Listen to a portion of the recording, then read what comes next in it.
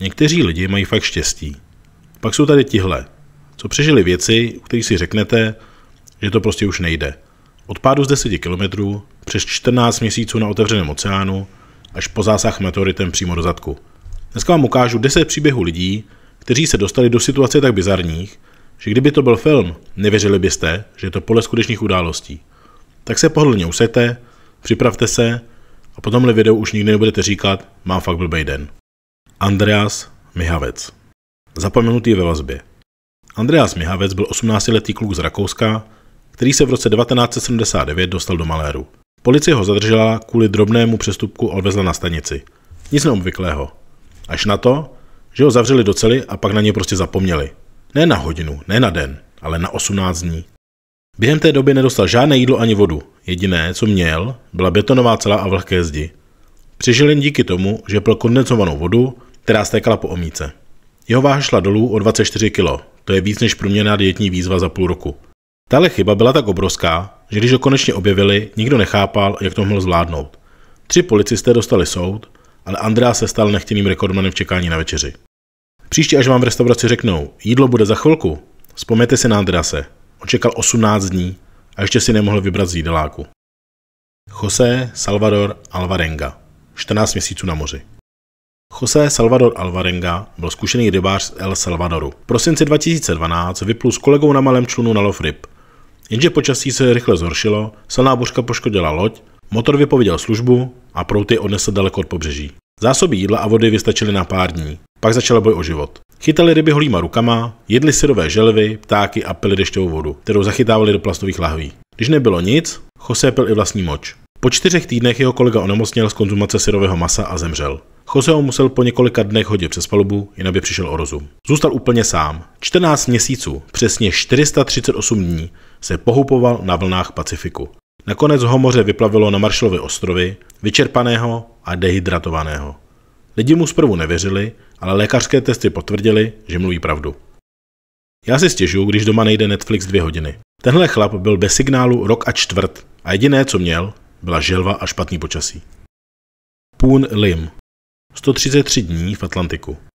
Poon Lim byl čínský námořník sloužící na britské lodi během druhé světové války. V roce 1942 loď torpédovala německá ponorka a on se ocitl sám na záchranném člunu uprostřed oceánu. Na člunu měl pár zásob, trochu vody, sušenky a čokoládu. Ty mu vydrželi jen pár dní, pak začala improvizace. Vyráběl si háčky z plechovek, chytal ryby, dokonce ulovil mořské ptáky holýma rukama. Při dešti zachytával vodu do plachty. Během jedné bouře přišel o skoro všechny věci, ale přežil. Po 133 dnech doplul až k brazilskému pobřeží, kde ho zachránili rybáři. Britská vláda mu udělila medaili a použila jeho zkušenosti k přeškolení námořníků. 133 dní na člunu, to už bych si povídal s vesly, hádal se s nimi a nakonec se s nimi i usmířil. Maurice a Marilyn Bailleyovi. 118 dní na gumovém člunu. Manželé Bailleyovi z Británie si řekli, že si splní sen. Poplují na vlastní jachtě s panami na Nový Zéland. Plavba šla skvěle, dokud do jejich lodi nenarazila velryba. Voda rychle zaplavila kajutu a jachta šla ke dnu. Přešli na nafukovací člun a vzali s sebou pár základních věcí. 4 měsíce jedli syrové ryby, želví maso a pili dešťovou vodu. Občas kolem proplula loď, ale nikdo si jich nevšiml. Po 118 dnech je zachránila korejská rybářská loď. Přesto o tom mluvili jako o největším společném dobrodružství. Většina párů se pohádá po 2 dnech v Ikeji. Oni byli 4 měsíce na gumovém člunu a nerozvedli se. Vesna Vulovič. Pád z 10 kilometrů. Vesna Vulovič byla mladá jugoslávská letuška, která v roce 1972 sloužila na letu z Kodaně do Záhřebu.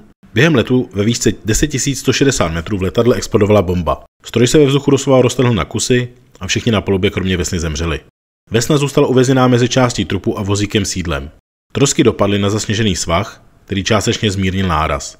Měla zlomeniny lebky, nohou, 3 obratle, několik žeber a prožila dlouhé kóma, ale přežila. Lékaři byli v šoku, že se po několika měsících zotavila natolik, že se dokázal vrátit k běžnému životu. Guinnessova kniha rekordů ji zapsala jako člověka, který přežil nejvyšší pád ve spadáku. Tohle je definice tvrdého přistání. Já si stěžuju, když mi letadlo přistane o trochu tvrději na dovolené. A ona 10 km ve spadáku. A přežila. Juliane Kepke. Pád do džungle. 17letá Juliane Kepke cestovala v roce 1971 se svou matkou z Limy do Pucallpy v Peru. Letadlo zasáhl blesk a rozpadlo se ve vzduchu ve výšce asi 3 km. Juliane dopadla připoutaná na sedadle do hustého porostu amazonského pralesa. Zázrakem měla jen zlomenou klíční kost, řezné rány a otřes mozku. Sama bez jídla a léků strávila 11 dní blouděním pralesem. Orientovala se podle malého potoka, protože jí otec kdysi řekl, že když půjdeš po proudu, dostaneš se k lidem. Nakonec našli dřevorubci, kteří ji odvezli do nejbližší vesnice. Později vystudovala biologii a celý život zasvětila výzkumu pralesa. Já bych se ztratil v městském parku, a to s mapou a Googlem. Robert Bogucky. 43 dní v poušti. Americký hasič Robert Bogucky se v roce 1999 rozhodl uskutečnit dlouhou pouť 1400 km australskou pouští Great Sandy Desert. Po několika dnech se ztratil a zůstal odříznutý od civilizace. Přežíval na květech rostlin, semenech a kalné vodě, kterou našel v jámách. V extrémních vedrech i mrazech zhubnul přes 20 kg. Po 3 týdnech pátrání záchranáři předpokládali, že už je mrtvý, a pátrání ukončili. Nakonec ho po 43 dnech náhodou našla posádka vrtulníku australské televize, která natáčela reportáž o jeho zmizení. Představte si, že vás zachrání televize, když už nikdo jiný nehledá. To už je level v reality show přežití. Vishwash Kumar Ramesh. Jediný přeživší letecké havárie. Při katastrofální havárii letu Air India zemřeli všichni cestující a členové posádky, kromě jednoho muže, Vishwash Kumara Rameshe. Seděl v zadní části letadla, která se při nárazu odlomila a dopadla tak, že zůstal uvězněn mezi troskami, ale relativně chráněný. Přesto utrpěl zranění, ale dokázal se vyprostit. Když dorazili záchranáři, šel k něm po svých. Příběh obletěl svět a stal se symbolem neuvěřitelného štěstí v neštěstí. Já bych po takové nehodě potřeboval měsíc posteli. On si prostě odešel, jak kdyby vystoupil o zastávku dřív. Anne Hodges. Žena, kterou trefil meteorit. Anne Hodges z americké Alabamy se v roce 1954 odpoledne dívala na televizi, kdy se stalo něco, co se stává jednou za život, pokud vůbec. Meteorit o velikosti grapefruitu proletěl atmosférou, prorazil střechu jejího domu, odrazil se od rádia a trefil ji přímo do kyčle. Výsledek? Obrovská modřina, mírný šok a příběh, který dostal do všech novin. Stala se první zdokumentovanou osobou v historii, kterou trefil meteorit. Aby toho nebylo málo, o meteorit se pak soudila, majitel domu tvrdil, že kámen z nebe patří jemu, protože dopadl na jeho pozemek. Anne nakonec kámen získala, ale po letech ho darovala muzeu. Takže až vám někdo řekne, z nebe ti spadne štěstí, ujistěte se, že to není kus vesmíru mířící na váš zadek. Richard Laver. Přeživší z dětství.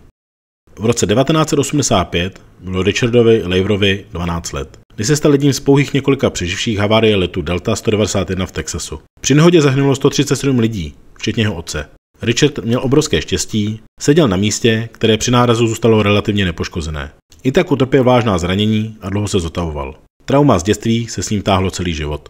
Později založil firmu na zdravou výživu, inspirovanou tím, že chtěl pomáhat lidem žít zdravěji a déle.